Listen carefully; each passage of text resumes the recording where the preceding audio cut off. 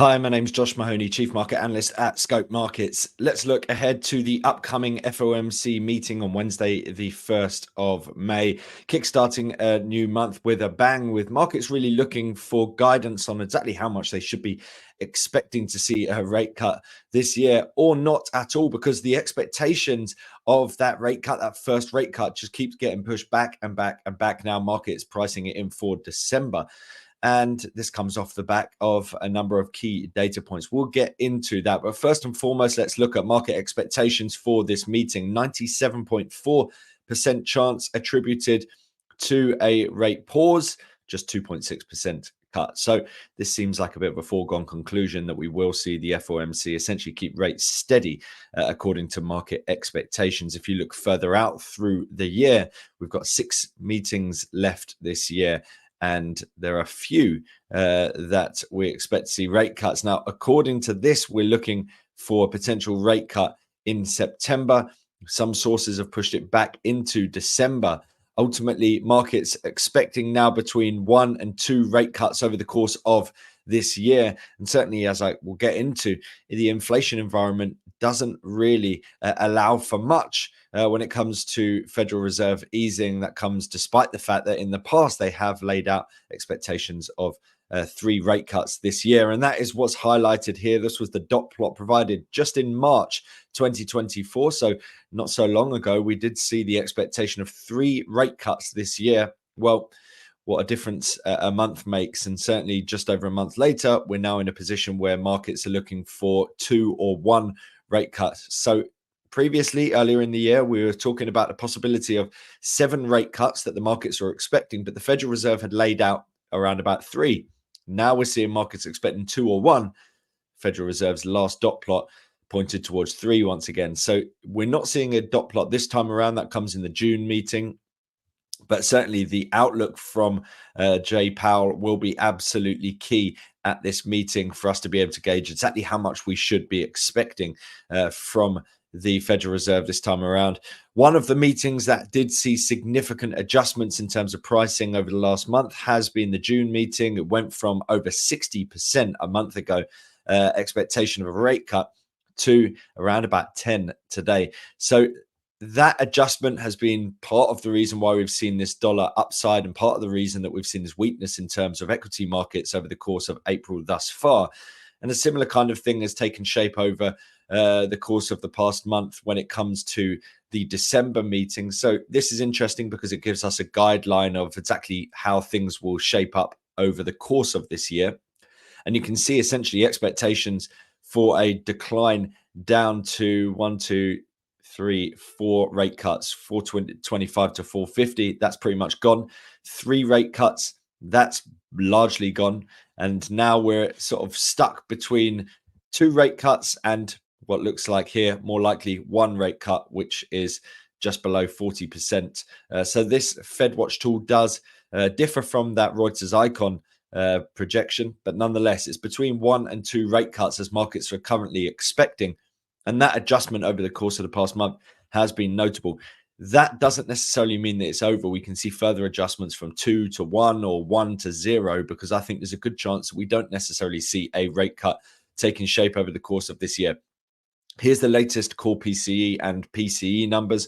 You can see here that essentially the core number remained flat at 2.8, but that 2.7 reading on the headline number ticking upwards, not necessarily filling us with confidence that we're going to see a return back down to target in the near future. And that's something I covered within my Outlook video for that core PC release. We've seen the US 10 yield turning upwards once again, and generally you would expect to see it rolling over when markets are expecting essentially this inflation problem to go away and for interest rates to be cut. Well, they did roll over, but now as we're seeing resurgent monthly inflation metrics coming into play, that 10-year moving towards the upside once again.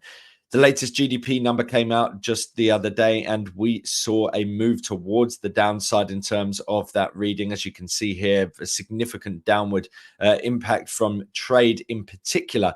But certainly this is one reason that people might feel a little bit more confident that we could possibly see the Federal Reserve act sooner rather than later. But by and large, things are still relatively healthy when it comes to the US growth picture, certainly compared to many of the other developed nations around the world. I wouldn't necessarily think they're going to be in a desperate rush to cut interest rates because of that decline in terms of US GDP. And this is why, essentially, if you look at the inflation rate over in the US, part of it is that core PCE side of things. This is the headline CPI number. You can see here that when that April figure stripped out, as you can see the middle on the left, 0.427, we could see a bit of disinflation. But the problem that we can see on the right-hand side of that middle section here is that we've seen that month-on-month metric ticking up and up and up. Last time around, we did see a decline, but that just dropped down to 0.378, which, of course, if you annualize a figure above 0.2, essentially, or 0.16,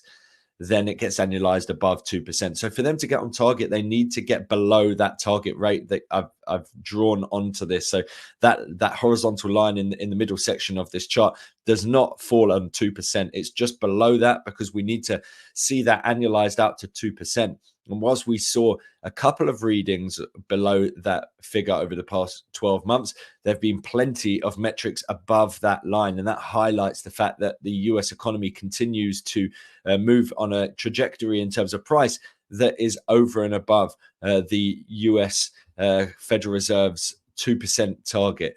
That really is highlighted at the bottom here with the 6-month annualized figure 3.24. So in 6 months time, we still look like we're going to be well above target. So I don't necessarily think we're in a good shape to see a return to target anytime soon. We might see a little bit of disinflation when the April figure drops out, but beyond that, we're going to probably have 3 months where we either see inflation flatline or move towards the upside. Then we'll see a couple of months where it declines, most probably 1 or 2.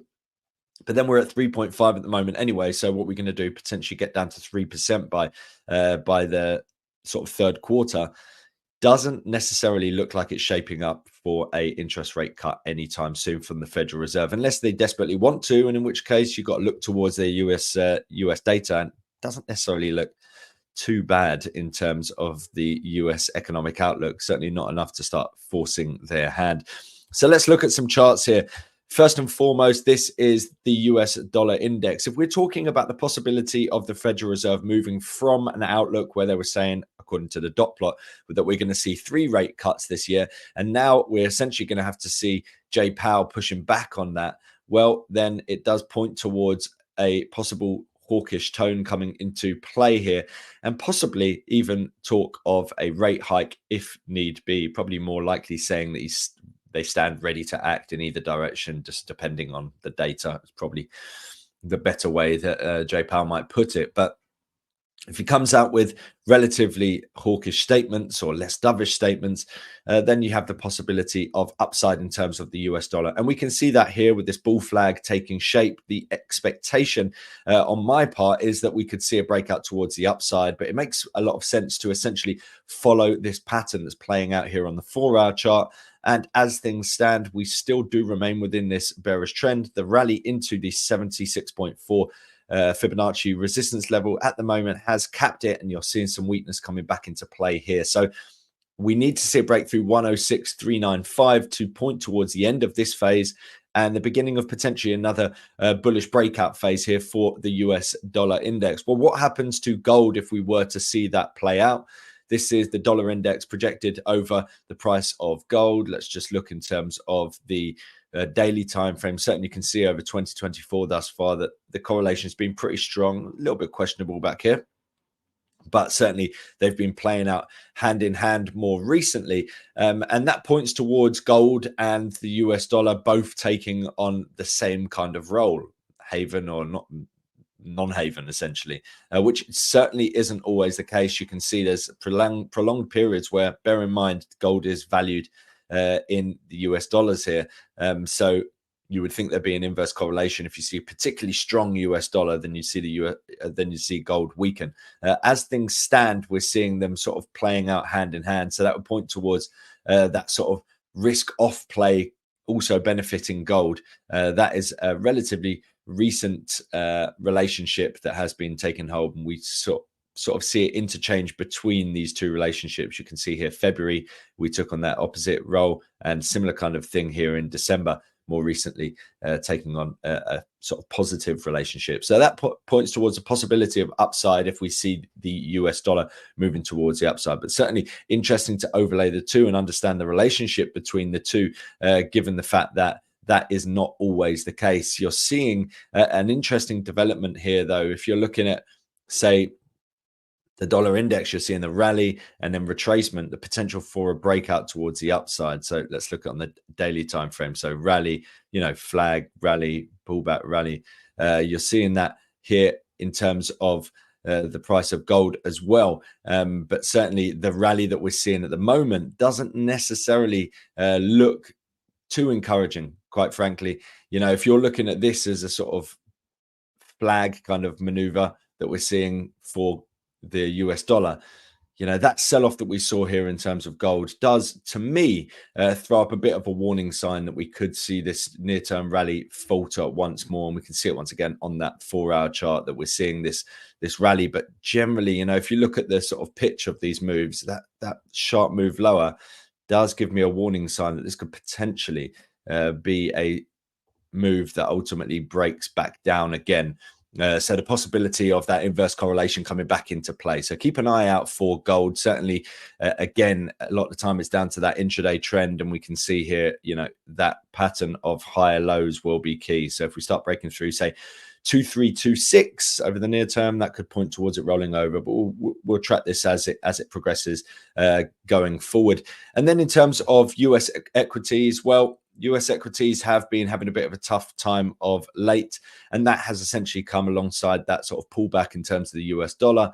You can see here pullback as we see less sort of haven demand coming into play, but by and large, we're seeing the pullback coming into play here for the Nasdaq, giving us what looks like a potential retracement. We don't necessarily know if we're getting a big retracement of this wider move or whether we're just going to see a short-term retracement. Certainly, there are inherent risks that come into play when we're seeing the Federal Reserve pointing towards a possibility that we might not necessarily see a rate cut this year. And therefore, it's worthwhile keeping a close eye out for this to potentially be a retracement before we see this market roll over.